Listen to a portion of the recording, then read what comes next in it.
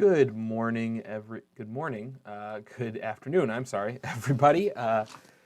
Vicar Andrew here with you for another installment of our Proverbs Bible study. So glad to be here with you today. Excited because we seem to, at least at this point, not have any technical difficulties to start our day with. I actually forgot to grab my Bible out of the backpack here. Let me do that. But we are going to be in Proverbs 23 today, and excited that you're able to join us as well. It's a beautiful day outside. We've been blessed with some awesome weather the last couple days. We won't talk about what it's going to be in the next couple of days here in the Twin Cities, at least.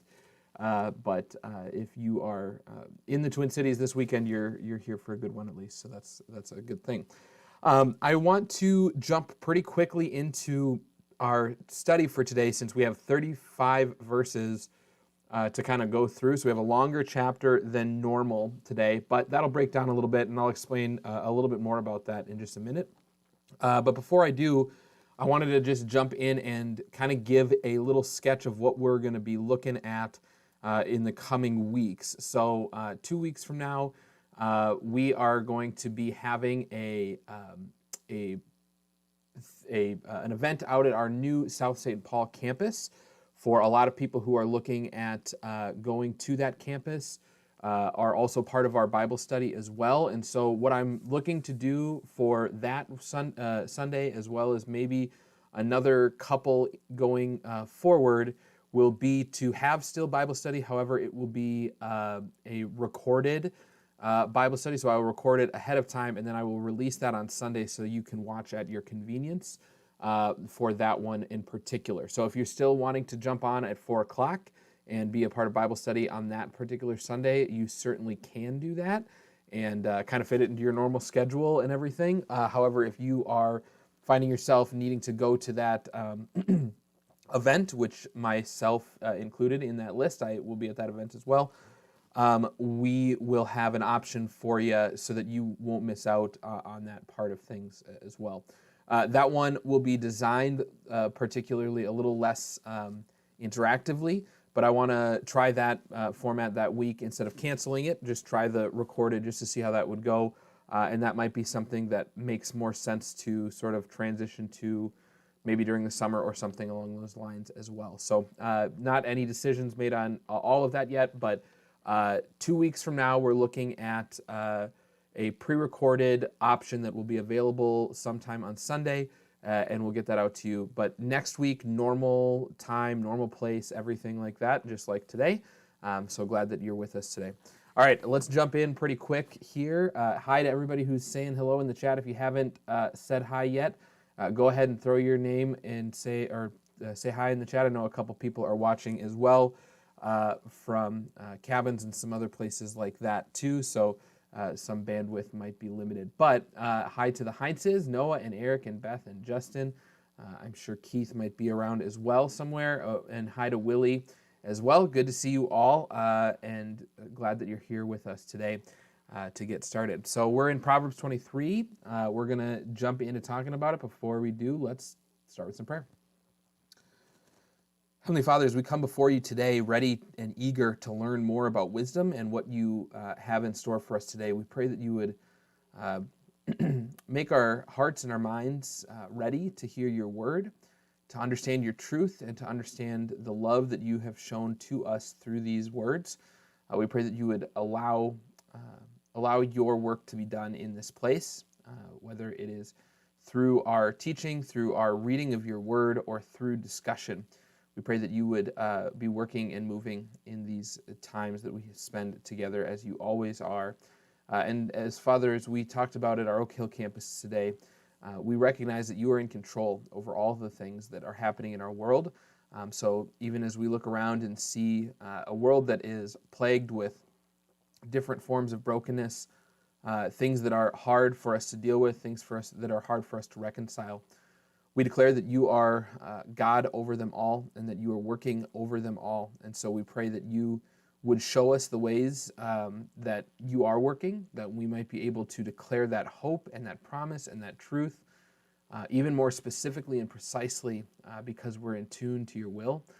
But also that we would just be able to, even when we don't see it, even when we don't understand it, even when it doesn't look like there's any wisdom behind what's happening at all, we pray that you would allow us to even still proclaim your word, proclaim your love, and to ultimately be your hands and feet that move here on this earth as you have called us to be. So, Father, bless this time. May you allow us to grow in fervent love towards you and one another, in steadfast faith, that we might be able to proclaim your word to the world. We pray it in Jesus' name. Amen. All right, everybody. So we are in Proverbs chapter 23. See a few more people jumping on here as well. So welcome to everybody who's just joining us as well. We are going to start in Proverbs 23 today, but we are going to be looking at it a little bit differently. So with that in mind, I'm going to post something in the chat here just as a reference. And I don't know how this is exactly going to show up for y'all here, but let me put it in here real quick. This might not be the most convenient way for you to see this, but it is the best way I could think of keeping it available for you throughout the whole thing. Yeah, so it doesn't show up great in the chat, at least on my end, but it's I'll still be referencing it as we go along. Here's what I'm talking about. In Proverbs chapter 22, which we did last week, about halfway through the chapter, we switched directions, and we talked about this last week to kind of give you a background and a start of what we're talking about, but we switched from the more traditional Proverbs that we've been looking at to these sayings of the wise, is what they are referred to in my Bible, in a lot of Bibles as well. And the sayings of the wise are basically they're similar in content and idea. However, they are oftentimes matched up with and used as in a very similar way to other wisdom literature that would have been written at that time. So secular wisdom that would have been passed around and used in kingdoms. Specifically, one example that this seems to really match up with is the wisdom of Amenhotep, who is a pharaoh, I should say, in Egypt. And so what we see with these words of wisdom, these sayings of the wise in Proverbs, is a kind of a shift in how they're done, because they match up with these sort of secular wisdom pieces. However, Solomon, as he puts them into use for our readings here in Proverbs, he sort of adapts them or retrofits them to the sayings promoting God's wisdom, or how they actually fit into the larger salvation and creation story narrative. So that's what we're going to be starting with looking at today, and you'll see how those sayings are broken down a little bit further. So quick disclaimer about Proverbs. This is what we go over every week. Proverbs is a book of wisdom. It's not simple steps to a happy or rich life, nor is it secret steps to get something from God. It is Hebrew poetry. It's not made for quick consumption. And no one proverb is going to give the whole picture. So the italicized portion is the part that's really important for us to kind of differentiate these sayings of wisdom, or sayings of the wise, from those of the secular world. The ones that are written in the secular mindset are written as sort of what this says. They are written sort of as that. They're written as simple steps to a happy or rich life, or at the very least, simple steps to how you can live a better life as a community, as a society, but that's about as far as it goes. Whereas Proverbs, what they are doing is they're taking these simple steps to a happy or rich life, and they're picking and choosing pieces out of those other pieces of wisdom so that they can show these are the ones that actually fit into God's ideas, into God's wisdom, and to this bigger picture kind of an idea. So what I'm introducing here is what this slide is talking about. The section of Proverbs we're currently in is a gathering of wise sayings. We started that last week. We already kind of talked about that. And so this week we continue. Last week we started with sayings 1 through 5. we're sort of the second half of Proverbs 22. And so this week we're actually starting with saying number 6, and we're going all the way through saying number 17. And so this is where it's going to look different in how these are structured. The sayings range anywhere from one verse to any number of verses. So in our example, the last saying that we're going to be studying today starts at verse 29 and goes all the way through the end of verse 35. So what we're going to be doing, the way that this is going to look different than other Proverbs studies that we've done in the past, is where before all of our Proverbs were kind of contained to one verse alone. We're going to be taking this section by sayings. And so I'll indicate that as we go along. Instead of going verse by verse, we're going to go saying by saying, just because it's how the logic flow works together. And hopefully with that, the benefit is that you'll be able to see a good deal of logic flow that happens in there and understand how these kind of connect a little bit better as opposed to how the other ones, the Proverbs we've had before this, have felt maybe a little bit more disjointed. So as we refer to each saying, I will continue to indicate verses as much as I possibly can. But as far as structures go, that we're going to see how these are logically connected and how the flow kind of happens through them. And so with that said, we're breaking it down into 3 sections that are going to build on each other. But they're 3 sections that are going to also break down a little bit further. We'll just kind of jump in and see how that kind of works out as we go through this. But as always, I want to ask you 2 big questions at the end. And more than me asking these, I want us to really ask them of ourselves. So what might God be saying to you in these Proverbs, and how might you respond? Those are the 2 big questions that we should always be asking ourselves when we read Proverbs. And so we ask them sort of as a community that comes together to study these things today, but always asking them as we're sitting with these Proverbs even throughout the week.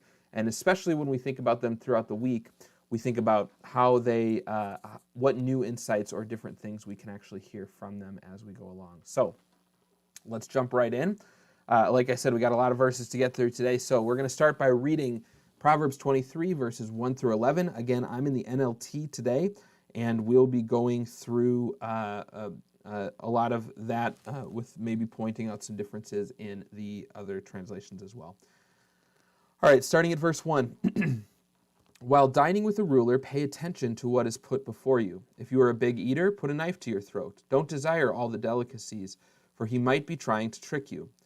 Don't wear yourself out trying to get rich. Be wise enough to know when to quit.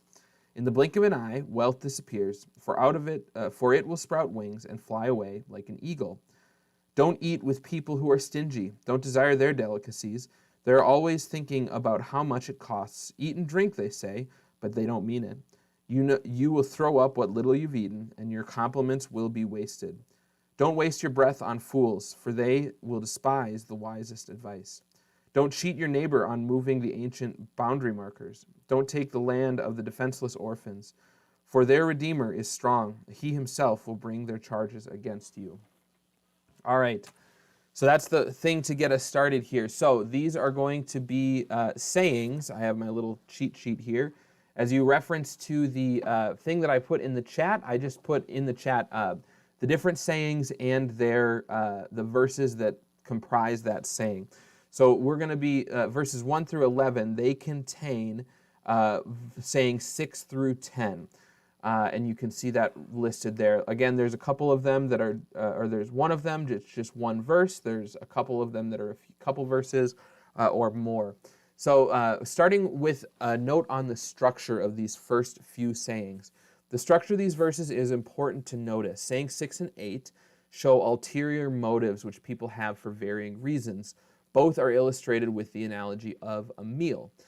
In between these two, there's a reminder not to wear yourself out by chasing these things. So the first one, saying 6, which is verses 1 through 3, that saying is referring to a rich person who invites you to a meal, or someone in power who would invite you to a meal. The eighth saying, or saying number 8, is verses 6 through 8, and that's referring to someone who is stingy, someone who is frugal, maybe isn't the right word, but somebody who's cheap, right? Would maybe be how we would put that in our own language.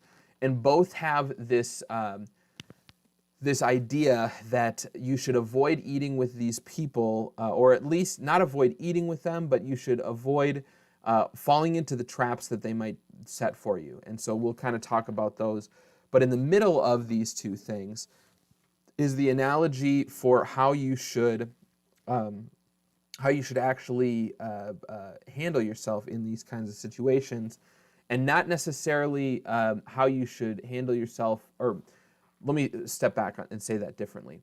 In the middle, you have these two verses 4 through 5, that kind of give you the idea of what this whole banquet meal language actually is referencing, right? So it's not actually about, okay, here's how you should eat at a banquet, but it's actually talking about something bigger. And I think it's important to point this out, because this is often kind of what is important for us to see in these sayings of the wise, right? Like, somebody probably wrote these originally as, this is literally how you should eat, kind of like what's etiquette, what's proper etiquette when you eat at a rich person's house or a stingy person's house, right? However, the middle verse in this section is the one that gives us the wisdom that makes it a bigger idea. So let's just jump in and see how this works out. Starting with saying 6, verses 1 through 3. This illustrates a trap which is set forth by the rich, that often their invitation is more for their benefit than for yours. And so the right play, if you're invited to their banquet, is to graciously accept but not overindulge. And if so, you might find yourself indebted to them, or they're going to see you as overly ambitious. So kind of couple things that could sort of trap you in this situation. And the first thing is to recognize that a rich person inviting you to dinner is not necessarily inviting you just for the idea of benefiting you. Their ulterior motive is that it's some sort of benefit for them themselves. And because it benefits them, what they're looking for you to do is take as much as you possibly can, because then they can turn around later and they can say, well, remember how you ate so much at my banquet, right? Or they can say something along the, or if they aren't doing that, and they're just doing it as like having you over for a job well done or something like that, if they're your boss, would be maybe an example, then what this could also turn into is seeing you as wanting to actually usurp their power or their authority, if you are overly eager, overly ambitious. So the language here, put a knife to your throat, is to say, just don't eat in excess, right? Don't take more than you actually need, because that's kind of that could be an ulterior motive of someone who's putting all this stuff before you. Conversely, jumping forward now to saying number 8, this shows a different kind of dynamic that happens with a different type of meal. So the trap of a meal with someone who is stingy is more along the lines of, they're going to invite you to eat or drink to your heart's content, but inside they're resenting you for each little thing you do. You get this kind of image of you're eating and they're watching you eat, and the more you take, the more they're just grinding their teeth, because they're not exactly happy about you being there, because they're stingy, they're not generous, right? And so in the end, what ends up happening, it's not worth the meal, right? Don't eat with a stingy person, because it's only going to damage your relationship. So the language that it uses here is this throw up language in the NLT. It says, you will throw up what little you've eaten, and your compliments will be wasted. It's not saying that you're literally going to throw up. What it's saying is, or referring to is, it's just not worth it, right? Even the stuff that you get, like a nice little meal or something like that, isn't worth the damaged relationship that you have with that person now because of their stinginess. In the middle of these two, saying number 7 sits, and this provides the big idea behind saying 6 through 8. So here's the hint. It's not about eating. It's not about minding your P's and Q's when you sit at a banquet. The point is, don't let the pursuit of money and riches completely dictate your life. Accumulating wealth is fine, but it also has its limits. So what's interesting about the way that these are organized is 6, 7, and 8 form a chiastic structure. And if you've been with us for our Lenten series, on Good Friday we did a chiastic sermon structure, where the main point of the sermon of these 7 vignettes that we did was the very center one. That was kind of the biggest, the main point. Same kind of idea with this structure here. So verse 4 and 5 are in the middle of this structure to really emphasize this is what we're driving home. This is the point that we're getting at.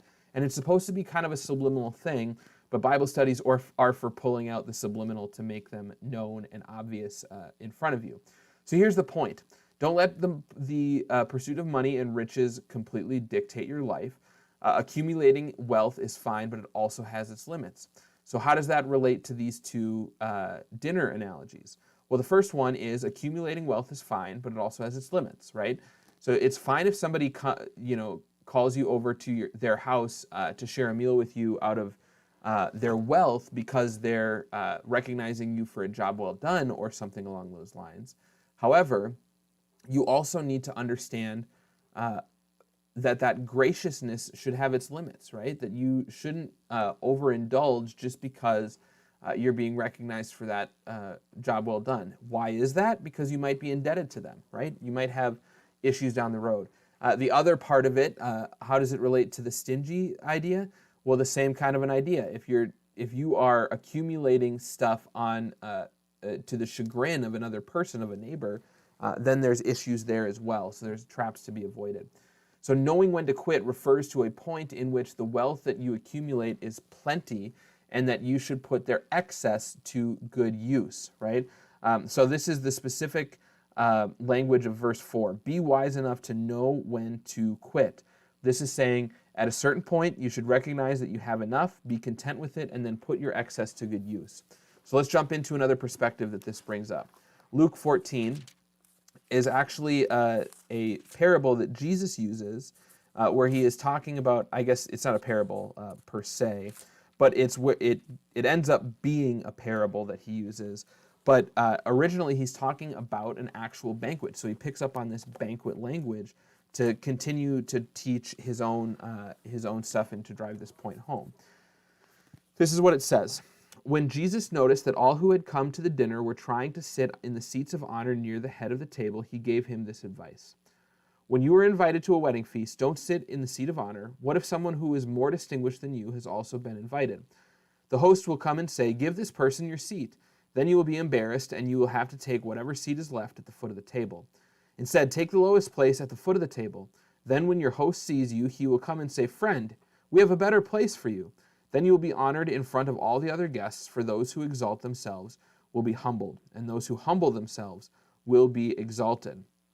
Okay, so this relates to the very first idea. So this idea of when a person invites you over, who is inviting you over their wealth, out of their wealth or out of their power, the point is be humble in their presence, right? It's far better for someone to say to you, come up and take the honored seat, than it is for you to be embarrassed by them and to be pushed down the ladder, so to speak. Now, I'm not going to get into Jewish customs of wedding feasts or something like that. We don't actually know a lot about that.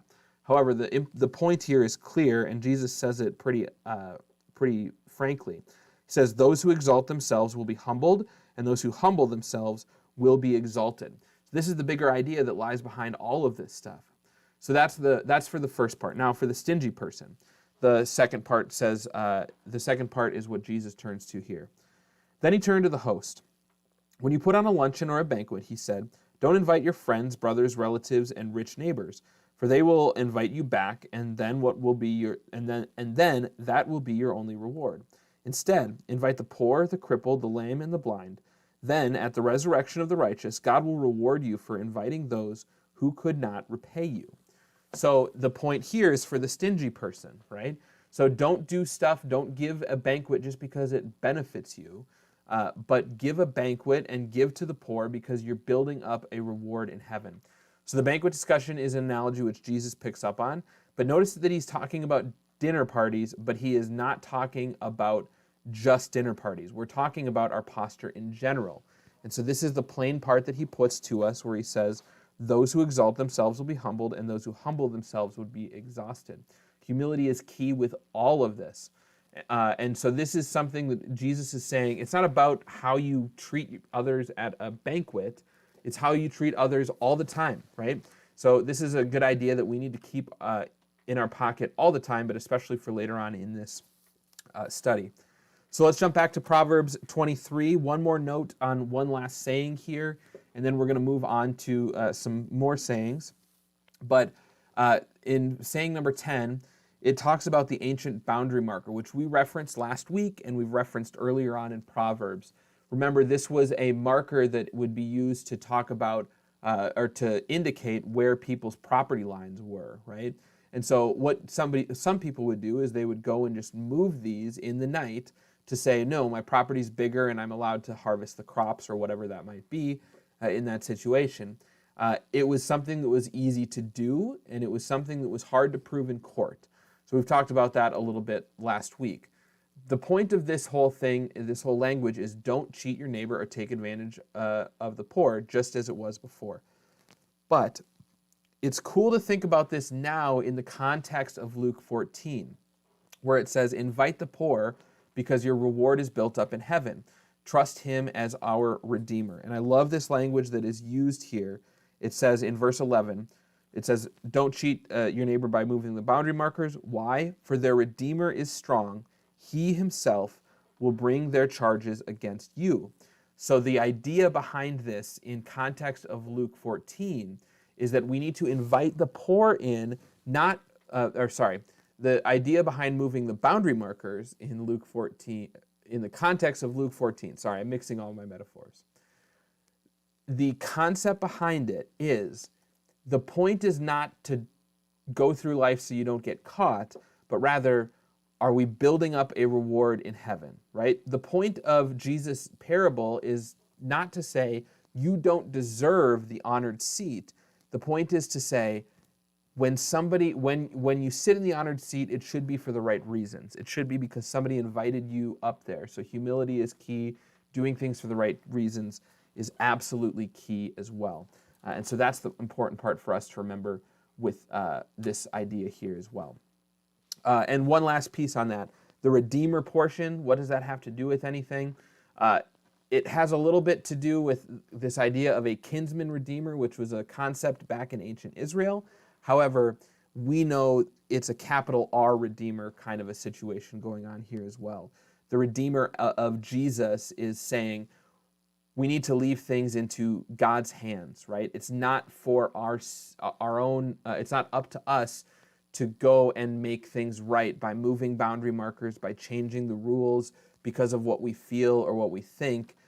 We need to actually just leave things in the hands of God in order to allow him to be the Redeemer in that way.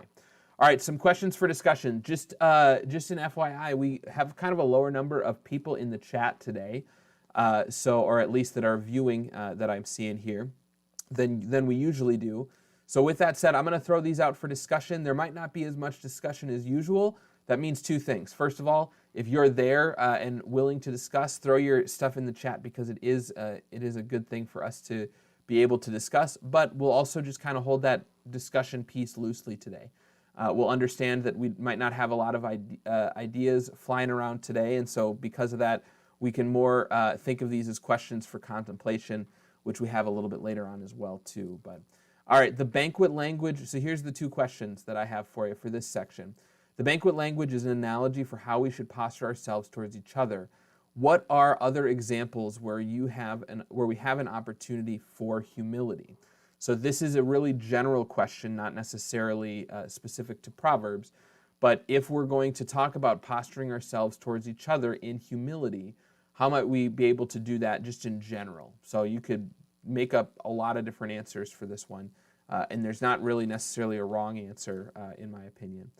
And then the second one, if you have followed our sermon series, how does this relate to death to selfie? So we're currently in the sermon series, Death to Selfie. We have been since the Easter Sunday. And so if you've been following along and you've kind of got the message behind what death to selfie means, how is this related in that way as well? I'll give you a minute or so to throw some stuff in the chat. If not, I'll just kind of give you my ideas and we'll move along as we would normally.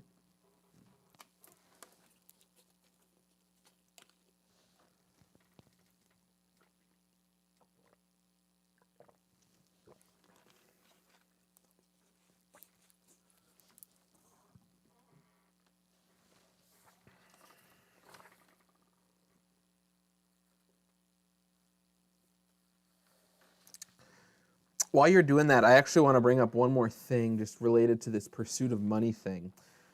It's interesting to think of the author of Proverbs as Solomon, or I should say this: Solomon isn't the author of all of Proverbs. Solomon authors many of the Proverbs, but he probably at least had a great hand in collecting these and putting them together. So it's interesting when we talk about this pursuit of money thing with Solomon, who was one of the most rich, wealthy kings, not one of the most rich and wealthy kings in Israel's history, right? His kingdom was magnificent. His temple was crazy cool, right? And so the idea here is that he had these things, and even Solomon kind of goes crazy towards the end of his life because he sort of rejects this wisdom that is lying in his own writings, in his own collection of wisdom, at least, as well. And so the point is, this is going to also connect to another thing that we're talking about later. So really, really important for us to keep this what's the word I'm looking for? Desire, or this bigger theme about wanting too much or overindulgence that we're going to see in 1 Timothy chapter 6. We're going to talk about that a little bit later as well, just as a sneak preview. All right, Beth says this in the chat, says, reminds me of Philippians 2, 1 through 11. Don't be selfish. Look to the interest of others. Yeah, this was actually something interesting enough that we talked about earlier today as we look to start our South St. Paul campus here coming up soon as we merge with Concordia and South St. Paul.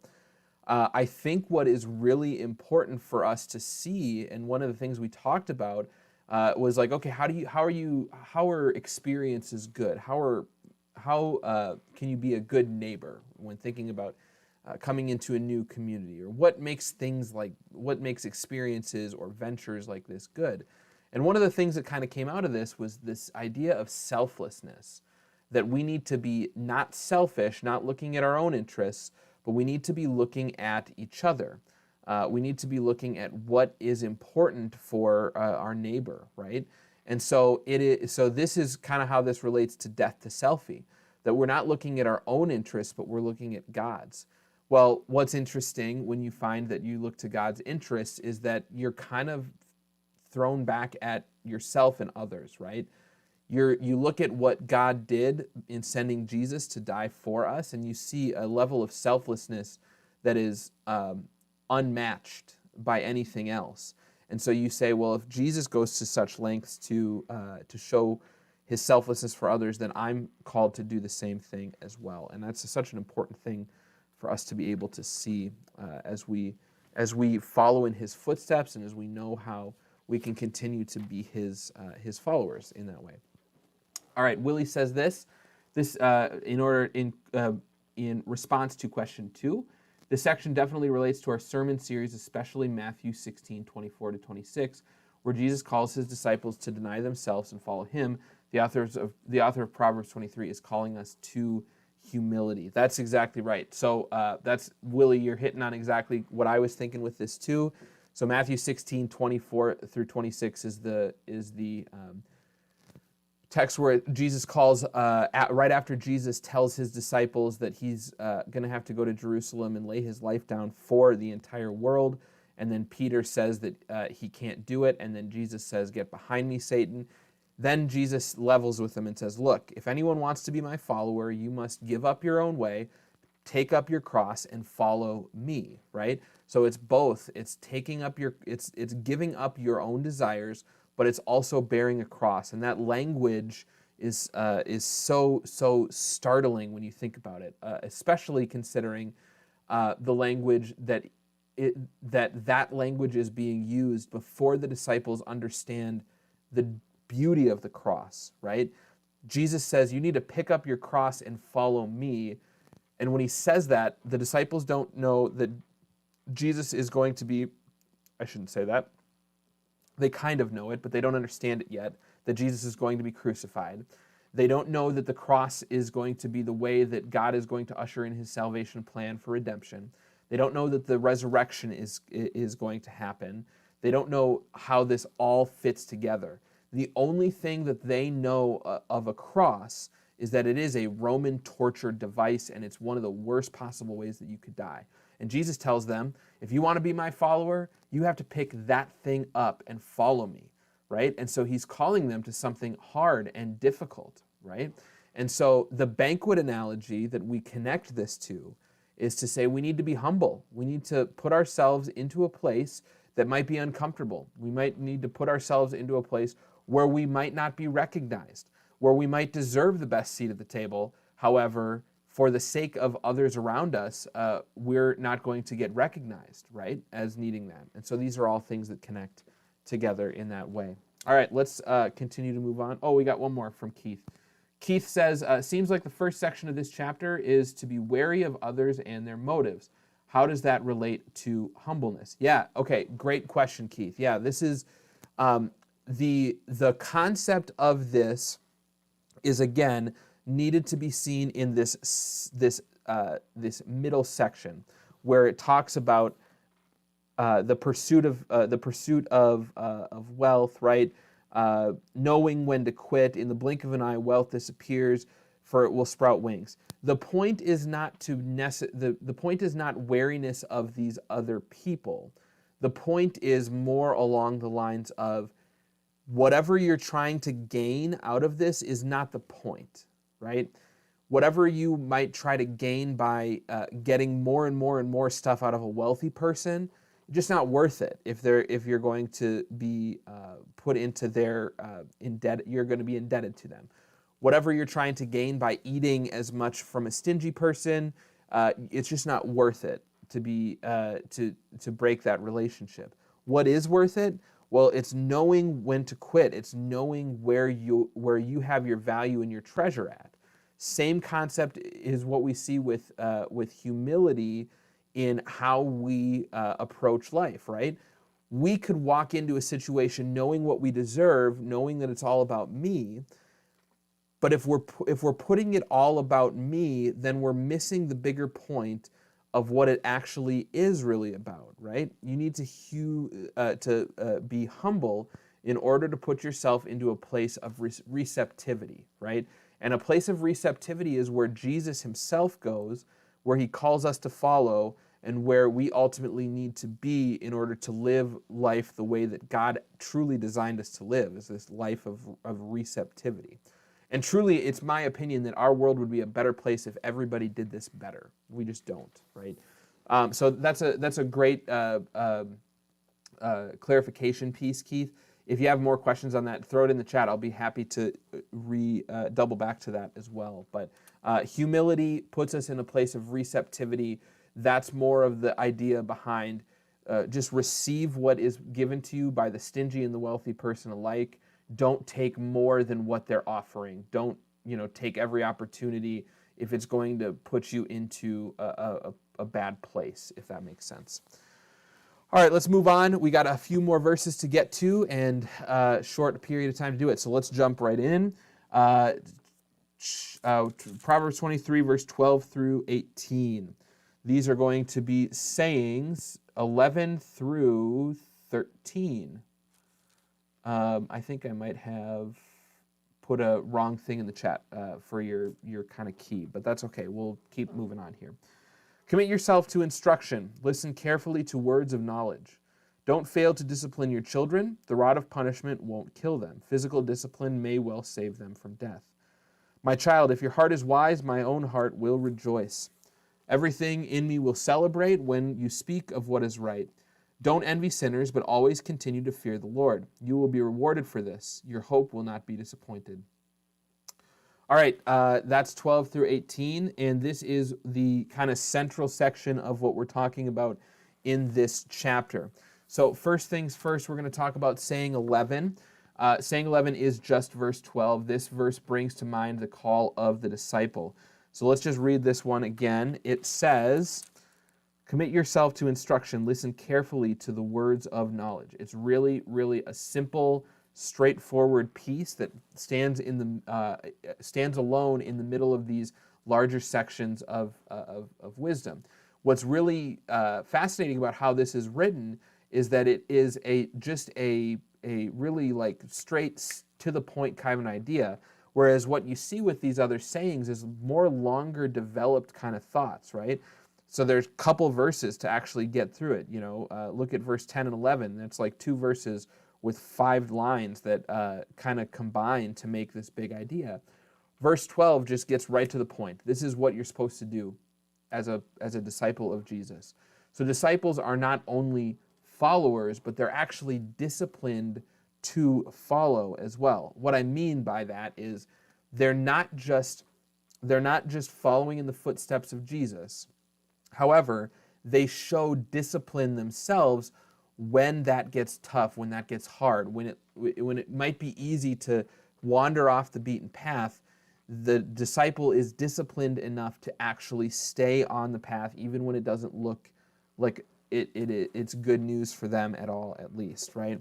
And so this informs the spirit of of the next saying, which is saying 12, verses 13 through 14. Saying 12 says talks about the discipline kind of aspects to this, right? So discipline is something that we have already talked about a number of times in Proverbs. So I'm not going to get really deeply into this, but we've talked about we've framed this previously, especially the discipline of children, not as simply corporal punishment. However, the key is teaching your children the difference between right and wrong. So we teach our children to be disciplined as we teach them in the same way that we teach them to be disciples, right? So teaching your children the difference between right and wrong is the point of any kind of discipline, whether or not it's using corporal punishment of some sort, or whether we're just doing other methods of actually discipline. The point is not to make them fear something happening, right? But rather it's to actually teach them the point of what you are doing, right? It's to teach them what is the difference between right and wrong. So one thing that often gets brought up with this is spanking as an idea. Should you spank your kids? Well, the point, I'm not going to tell you here and now that it's yes or no one way or the other. Excuse me. As parents, part of your charge is to figure out and to know your kids and to understand the way that they understand and the language that they actually react to. So we have talked. Whoops, I went the wrong way. The point of disciplining a child, as we've talked about, is brought into light in these words. It's the father's. I'm sorry, I went too far. The point of disciplining a child is to communicate and to teach them the difference between right and wrong. Meaning, you need to know how to actually communicate to your child and what types of things gets through to them, right?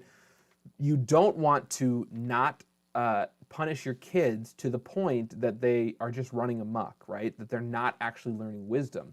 At a certain point, it's important to discipline your kids so that they don't choose the wrong thing, so that they don't choose the idea behind death. Sorry, I have a tickle in my throat here.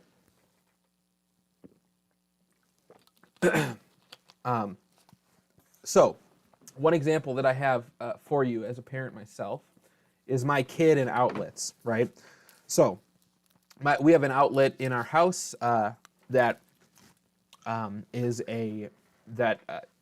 just out in the open, right? We have the protectors on it, but still we don't want our child, who is a very tactile child, to get in there and start to pull this thing off and put herself in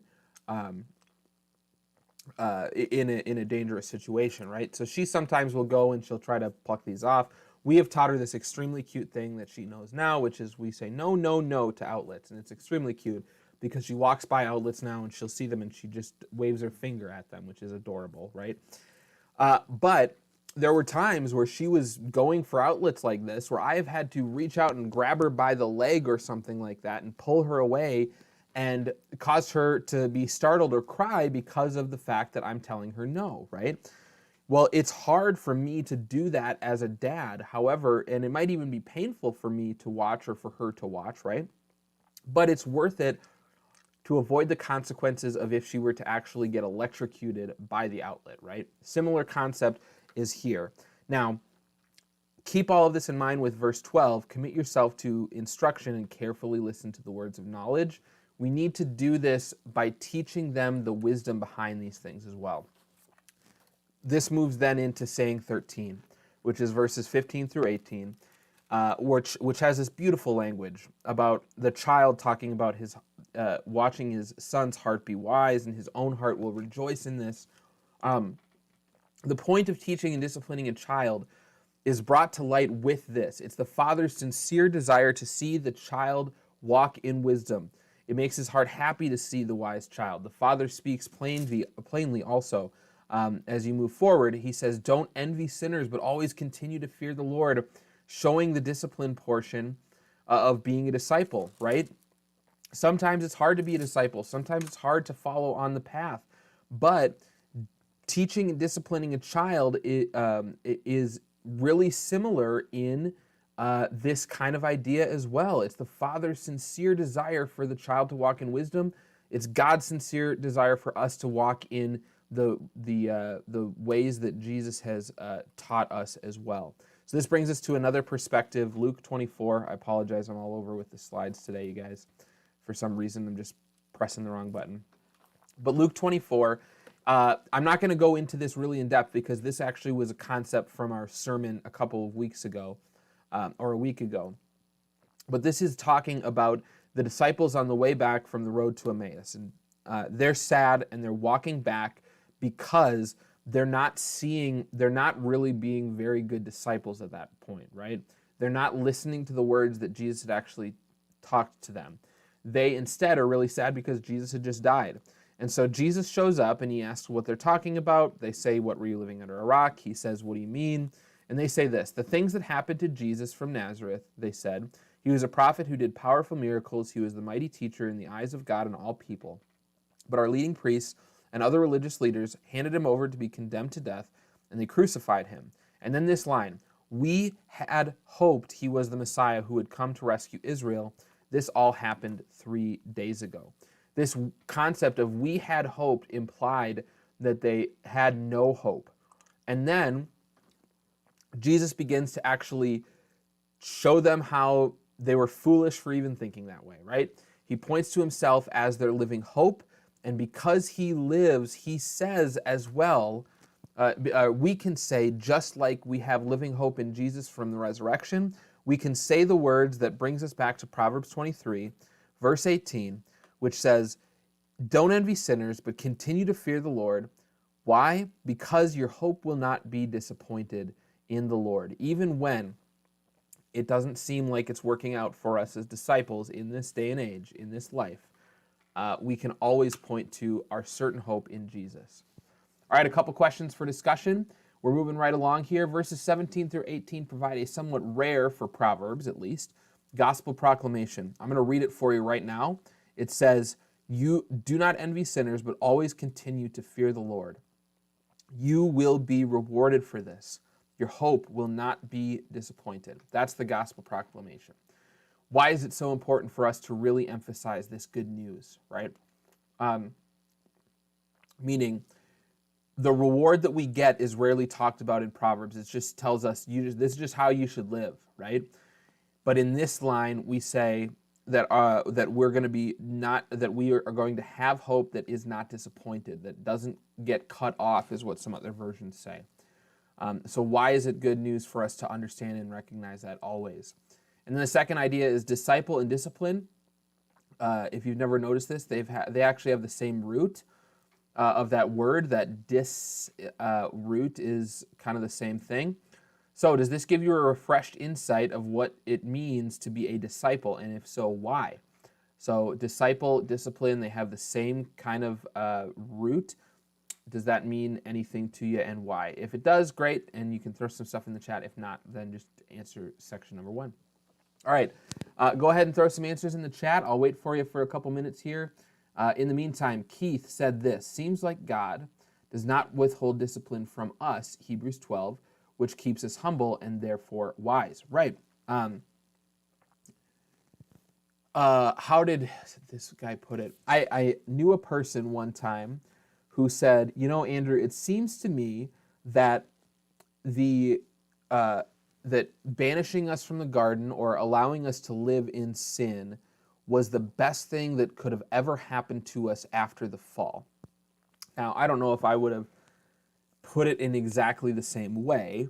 However, the point that this person was driving at is that by God allowing us to be disciplined by the consequences that our actions actually took, rather than stepping in and fixing it right away, he allows us to understand the love that he has for us and the much better way that he has put before us as his followers, which humbles us. Does that make sense, Keith? And I think that you're exactly on the right idea. But the main issue with eating the apple in the Garden of Eden is not the fact that they ate fruit, right? We all know this. We've talked about this. It's the fact that they desire wisdom. They desire to do it their own way. They desire to not do it God's way anymore, to not live in that receptive way that they were created. It says Eve saw that the fruit was desirable for wisdom, so she eats it. Similar idea is behind all of sin. We want to do it our own way as opposed to God's. So when God allows us to be disciplined in our sin and allows us to live in our sin in that way, it forces us, drives us to a place to say, we need something better. We can't do it ourselves. Therefore, who do we need? God, right? He's the only one who can overcome the insurmountable weight of our sin. All right, Beth says this in response to these questions. I never noticed those two words having the same root. I find it encouraging because it is difficult and takes discipline to follow him even when these things are very difficult in our lives. Yeah. I think, Beth, this is one of my favorite discoveries that I've made, and I honestly don't know when I made it, but it's just kind of been in my mind, especially as we've talked about this sermon series. Give up your own way, pick up your cross, and follow me. But them having the same background is saying it's not always going to be hunky-dory. Sometimes it is hard for us to follow Jesus in his footsteps. And what is so important for us to hear out of that, especially in our American society, that says, do whatever it is that makes you happy. That's the only way that you need to live, right? Live for your own happiness or your own benefit, those kind of messages that we hear. We need to understand disciple discipline as the same thing, because it's just like anything else. Like I'm going to try not to go on a tangent on this, but like, it's like with anything. Like we're so quick to say, well, my religion should be up to me and should be something that benefits me or something that makes me happy, right? And so we kind of limit religion to just something that should sort of free you in a spiritual sense. However, we're quick to say, well, when it comes to the way that we exercise or diet or how we want to lose weight, well, what does it actually take to do? It takes hard work and discipline. It takes disciplining yourself to actually wake up and work out every day. It takes disciplining yourself to eat the right foods and eat healthy. And we have no problem talking about that side of our lives in a discipline kind of a term. But when it comes to religion, we say, well, no, you shouldn't need to discipline yourself at all. You should just do whatever you think feels right and what makes you happy. And that is the exact opposite of what Proverbs is telling us this entire time. Proverbs, if anything, tells us this is going to be hard. There's going to be stuff where you see this all the time where it's not going to look like it's easy. It's not going to look like it's worth it. It's not going to look like this is the way that life was meant to be, because we live in a broken world. So the point is, as a disciple, discipline yourself to living the way that God created the world before sin even existed. If you can do that, if you can discipline yourself that way, the way that Jesus taught us to live, then you are truly following Jesus as his disciple, and you are trying to live at least, and of course we know we're not going to be able to do it perfectly, so caveat with that, with everything. But that's such an important thing for us to know, because the point is even though Jesus knows we're not going to do it perfectly, he still calls us to live that way. And why? Because that's the way that the world actually works. It's just that everything is kind of clouded and broken in our sin. Okay, rant over. Keith says, yes, Psalm 119:67, David says, before I was afflicted, I went astray, but now I obey your word. Yeah. The path metaphor comes up a lot in Proverbs. It's a really important part of this as well. Willie says, because it can become easy to envy the earthly rewards that sinners around us seem to get, remembering that God has a future reward worth putting our hope in helps us to not become envious of sinners. Wow, Willie, that was really deep. I didn't even follow it myself. Let me read it again. Because it can become easy to envy earthly rewards that sinners around us seem to get. Yep. Remembering that God has a future reward worth putting our hope in helps us not become envious of sinners. Got it. So, Willie, you're even reaching back to our very first thing, right? Where Jesus says you're building up a reward in heaven, and we've talked about that also in other portions of Proverbs. And the hard thing is when it's important for us to the hard thing is when that flies in the face of what we think religion should be, right? We say religion should be worth it for me. And that's just not the point of it. So it's really important to emphasize that religion is for you. It's just not the way that you maybe want it. So give up your own way, take God's way, take Jesus' way, and follow that, because that's the better way ultimately for you, right? Because God is always for you, and that's the love and grace that we have. All right. I want to keep talking about this section. It's my favorite section from this chapter, but we got to move on because we're running short on time. We got two more sections to finish up. I should say there's one big section to finish up. I'm going to sort of chunk it into two little sections that we're going to talk about, but I'm going to read it all right now so that we can kind of finish this up, and then I'll talk about how we're going to break this down into different sayings as well. So for now, let's just read, and I'll explain a little more. Verse 19, my child, listen and be wise. Keep your heart on the right course. Do not carouse with drunkards or feast with gluttons, for they are on their way to poverty, and too much sleep clothes them in rags. Listen to your father who gave you life, and don't despise your mother when she is old. Get the truth and never sell it. Also get wisdom and discipline and good judgment. The father of godly children has cause for joy. What a pleasure to have children who are wise. So give your father and mother joy. May she who gave you birth be happy. O my son, give me your heart. May your eyes take delight in the following of my ways. A prostitute is a dangerous trap. A promiscuous woman is as dangerous as falling into a narrow well. She hides and waits like a robber, eager to make more men unfaithful. Who has anguish? Who has sorrow? Who is always fighting? Who is always complaining? Who has unnecessary bruises? Who has bloodshot eyes? It is the one who spends long hours in the taverns trying out new drinks. Don't gaze at the wine, seeing how red it is, or how it sparkles in the cup, how smoothly it goes down. For in the end, it bites like a poisonous snake. It stings like a viper. You will see hallucinations. You will say crazy things. You will stagger like a sailor tossed at sea, clinging to a swaying mast, and you will say, they hit me, but I didn't feel it. I didn't even know when they beat me up. When will I wake up so I can look for another drink? All right.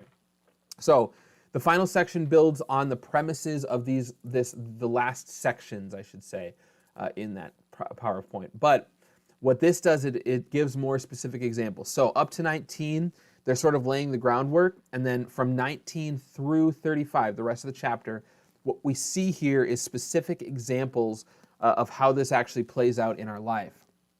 So notice how each saying in this first section, which is 19 through 26, or 19 through 25, I should say. Each saying has a piece of wisdom that goes along with a sort of warning as well. Now, I said this excludes the final longest saying of verses 29 through 35. That's the second section we're going to break up, so more on that in a little bit.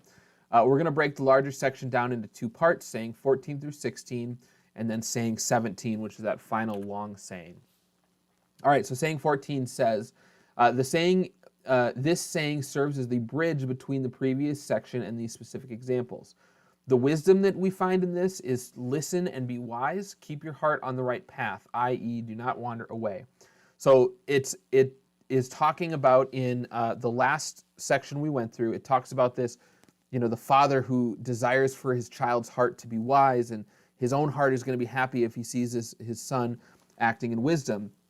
And so 19 sort of turns that kind of desire into, here's some specific examples of what I'm talking about, right? So it says, listen and be wise, keep your heart on the right course, do not wander away from this idea of wisdom. So Keith, this goes into your Psalm 119 thing, right? When I was, before I was afflicted, I went astray, but now I obey your word. Same kind of an idea going on here, right? So, what is the warning? Carousing with drunkards or gluttons, the ones who give into the more temporal pleasures. Willie, this is what you were talking about in the last one, right?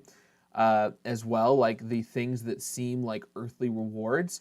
However, the truth is they're actually headed towards poverty. What does that actually mean? That means that they're not headed towards the heavenly reward because they're not building anything up in that way, right? So poverty is not to say that people who are, constantly wandering after these things, drunkards, gluttons, those people are they're not going to necessarily find poverty in this life. The bigger poverty we're talking about is poverty in the next life, in the promised new heaven, new earth. All right, continuing on, saying 15, what's the nugget of wisdom? Get the truth and never sell it, right? So hold on, cling to the truth. Once you know it, hold it close to your heart. Don't ever give it up for anything. It's not worth anything else in the entire world, right? The implication is the one which sometimes we experience when we get older. We begin to outgrow or give up on our parents' wisdom as we get older. So here's what I mean by that. Let me keep going here with these bullets. In some situations, it's a good and proper thing. But when it comes to our faith, we can never outgrow the wisdom that our parents have taught us, right? So as we grow up, as we get older, we can start to realize and learn areas where our parents taught us really well, and we can take nuggets of wisdom. And especially if we have good parents, we have a lot more examples of that than bad ones. But sometimes we have bad parents, right? And we see parents who are not the best examples. And as we grow up, we start to see, wow, they are really not teaching wisdom in this way, right? Or, if your parents are not good with money, right? And you are growing up and you're saying, wow, I really would like to be better with money than my parents were, right? Or some of us come from homes of divorce, and you can see that go where a child will grow up in that house and they'll be great, faithful spouses to other people. Why? Because they saw their parents who got divorced and they said, that's not how I want to do life for myself. I want to uphold marriage in a different way or whatever, right? So there's lots of examples of how we can uphold our parents' wisdom and how we can reject our parents' wisdom because we kind of outgrow it. For a time, we just live in it because that's what we know, that's what we're taught, that's how parenting and being children of parents works, right? But this last point we cannot forget. When it comes to our faith, we can never outgrow that wisdom. That is wisdom that is timeless. It never is something that we sell. It's not something that we ever leave behind, even when we're old, right? And that's what the point of this is. We get the truth, never sell it. Hold it closely all the days of your life. All right, moving on. Saying 16 is talking about more sexual sins. So the wisdom behind it, let your eyes take delight in following my ways of wisdom, right? That's what the father is telling his son to do. The saying has to do with sexual sin. Notice the use of the eyes as a metaphor. This is oftentimes what we talk about with sexual sins, right? If your eyes cause you to sin, gouge it out. So don't turn your eyes away to things like lust or adultery or things along those lines. And it's important to remember what the audience is, again, with this, just as to why this is put in here as such a prominent example. The audience, again, is young men, right? And so the idea with young men they're especially prone to this, hormones, all that stuff, right? And so the idea is don't let your eyes turn away to anything, but especially sexual sin is something that, the eye is easily distracted, especially in our culture as well. So here's a question for discussion. I'm actually going to say for contemplation, just for the sake of time. How do these sayings build on the idea where, typo, sorry. How do these sayings build on the idea that we shouldn't envy sinners as we're warned against in verse 17? So verse 17 says, don't envy sinners. How do these ideas play on that same idea, right? Are they examples of how envying sinners might happen? Are they ways that we can avoid envying sinners, that kind of thing? Kind of mull that over in your own head as we continue on with saying number 17, which is our final saying. Thank you for sticking with us to this point. So this saying is the longest in length, and it's primarily because it's the effect that it's seeking to have. So what I mean by that is there is not exactly wisdom given in this. There is not exactly something that's explicitly saying, don't do this. Read through it again, just kind of on your own. What you're seeing is a bunch of questions, which has a rhetorical kind of effect, which is allowing us to understand a certain outcome. Now, before we go further with that, I want a brief side note for any potential wine tasters. So if you are a wine tester, wine taster, that kind of a person, verse 31 warns against some common practices that's involved with wine tasting, like looking at clarity or redness or things along those lines. This likely refers to a more specific practice that they did in ancient Israel, which was they would drink wine a lot more commonly just for drink. The alcohol would actually kind of kill bacteria in the water and things along those lines. So what would happen is they would take wine and then they would put water in it in order to sort of dilute it, especially if you were drinking it as like a way to stay hydrated over a period of time, right? And what people would do, what the clarity kind of idea is if it's a deep red or if it's less see-through, the kind of implication is, well, that's pure wine, meaning it might be easier to actually get drunk off of this wine, right? So it's not saying that you can't go and look at wine and taste it and kind of understand the notes of oak or whatever. I don't know. I'm not a wine taster, but you can go wine tasting and appreciate a good bottle of wine, right? You can look at it and study it and all this other stuff.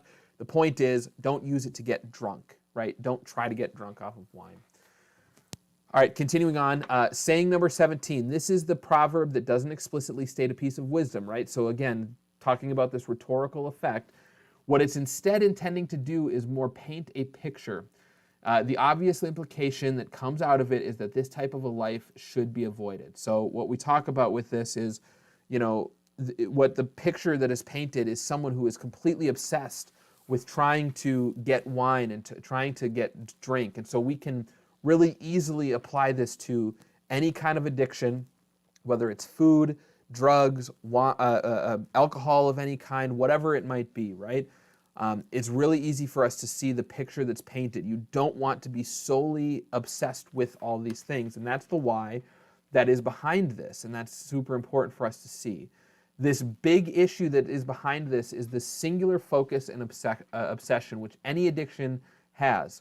Addictions cause a person to be completely blinded to everything else besides anything else around them but themselves and their addiction. And I think the one that really points to this is the very last verse of the chapter, which says, "When will I wake up so I can look for another drink?" It's like you want to get out of the picture that's painted is this person who's stumbling around and staggering and falling asleep, and they just want to wake up from their stupor only so that they can find another drink to go right back to it. And of course, what's the problem with this? Any addiction like this, anything that has such a addictive kind of an idea or a all-encompassing focus, it disallows you from being able to see the will of God and the wisdom that He calls us to in our lives, because we're blinded to everything else except for that addiction. So let's turn for our last thing for today to 1 Timothy chapter 6, which says, let me just put a bookmark here. It says this. I'm going to read 6 through 10 and 17 through 21. Yet true godliness and contentment it is itself great wealth. After all, we brought nothing with us when we came into the world, and we can't take anything with us when we leave it. So if we have enough food and clothing, let us be content.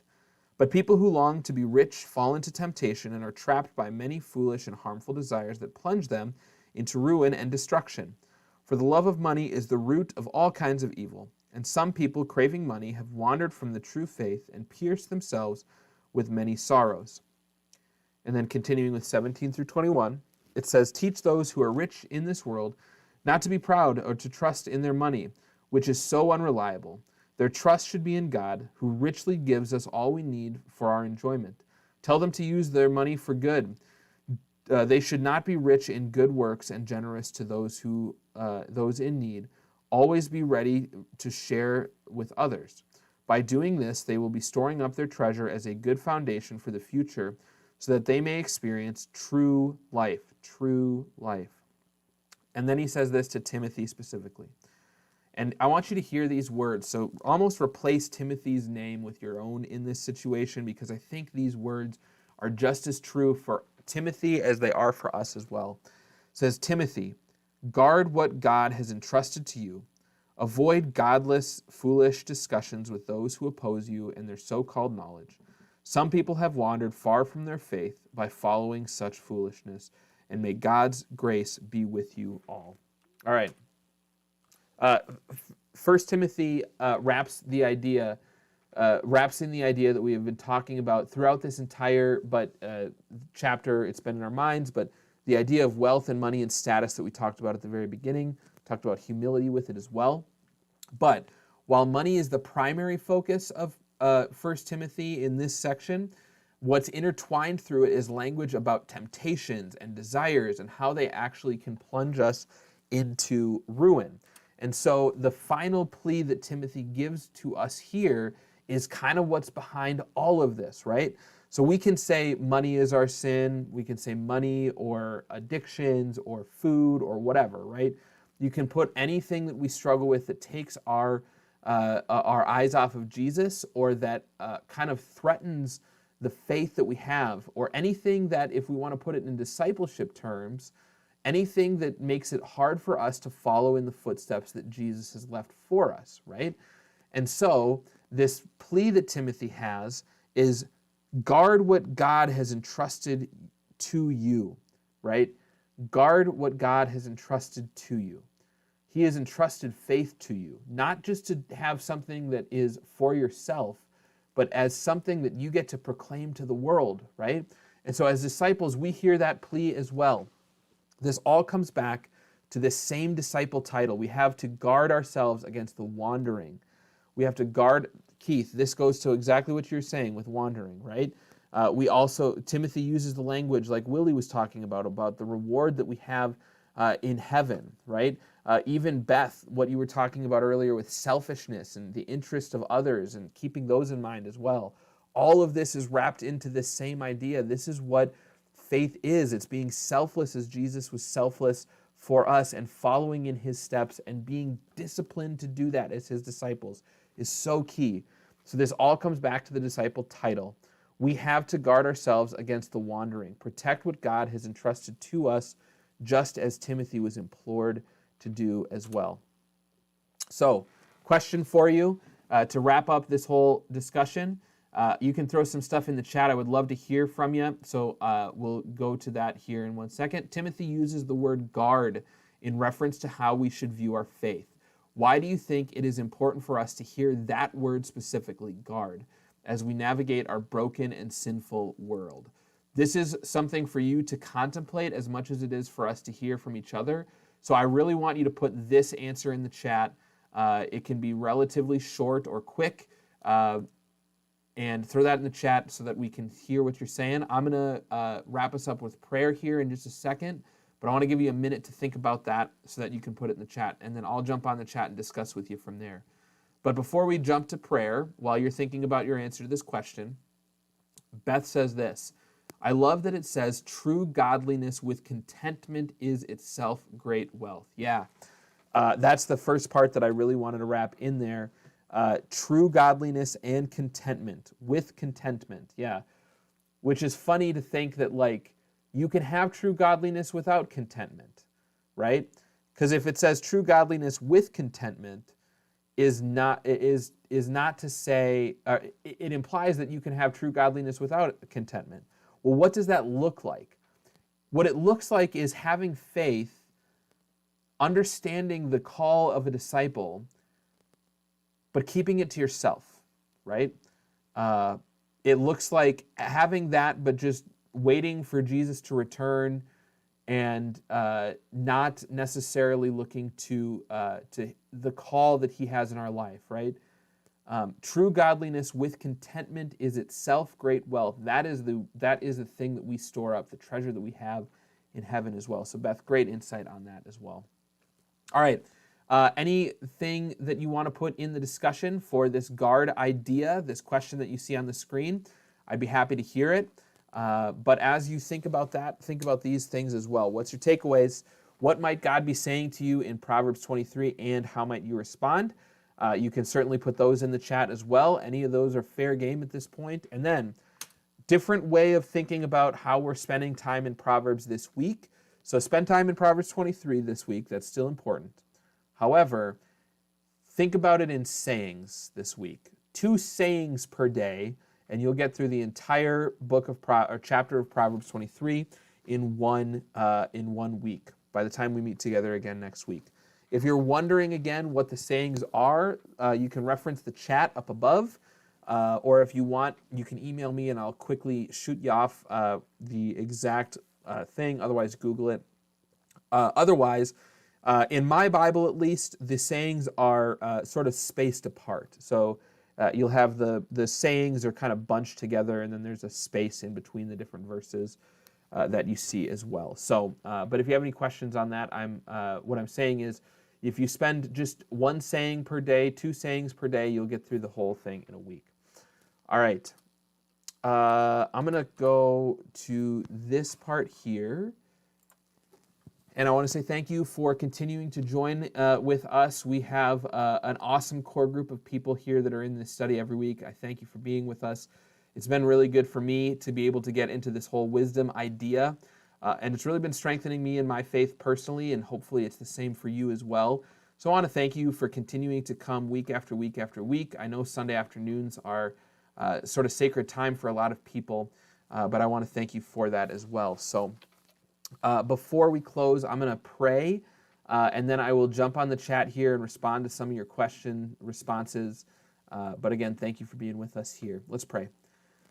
Heavenly Father, as we come before you today, we have a really simple prayer, and that prayer is that we would be your disciples, that we would follow in your words and your wisdom, even when they seem contrary to what we can reconcile with our own world.